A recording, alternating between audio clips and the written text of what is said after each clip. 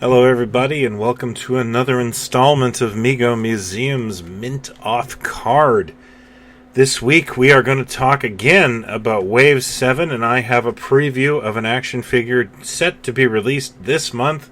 From the upcoming movie series, we have Rocky, from the movie Rocky. This is, of course, a depiction of Sylvester Stallone from the wonderful film that definitely epitomized the 70s.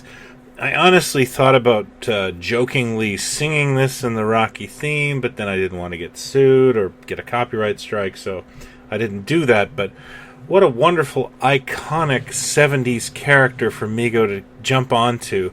Of course, this also goes into the 80s and 90s with this franchise. I wholeheartedly agree with this license choice.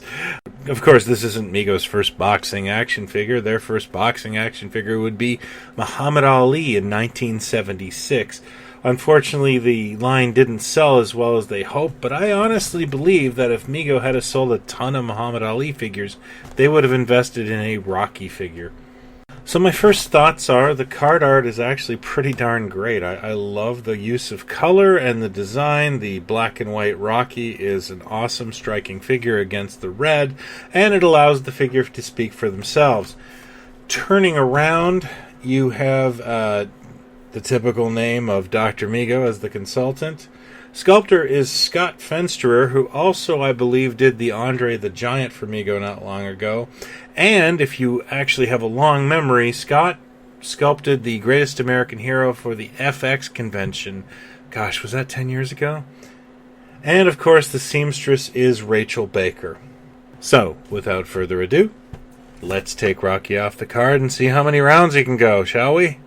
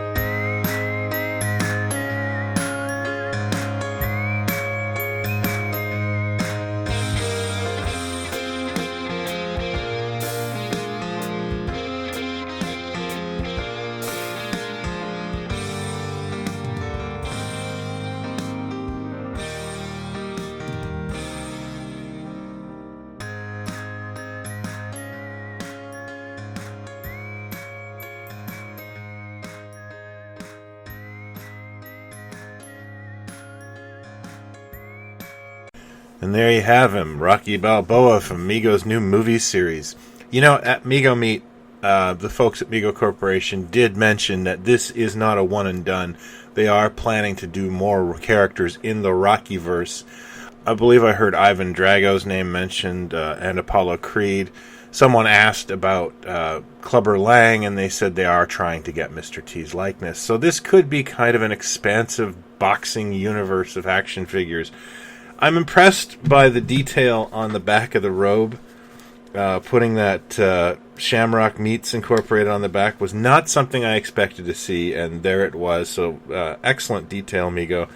Honestly, on top of being a good Rocky figure, I honestly think that Sylvester Stallone head will come in handy for a dozen different custom ideas from the Mego Museum custom crew. I'm actually planning on doing Machine Gun Joe Viterbo from Death Race 2000.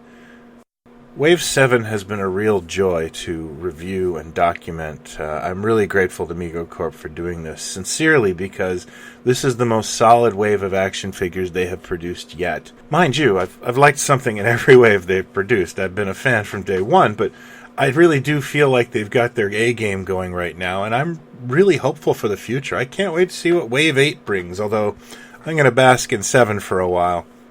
How do you feel about Rocky action figures, Mego fans and 70s kids? Are you into them, or do you need a little more coaxing?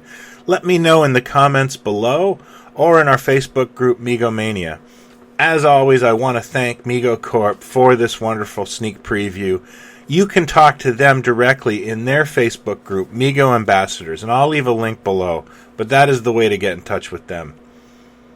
That is it for me. Thank you for watching. If you're new to this, I hope you'll hit like and subscribe. We have a lot of Mint Off cards planned for the coming weeks. Until then, buy what you like. Take care.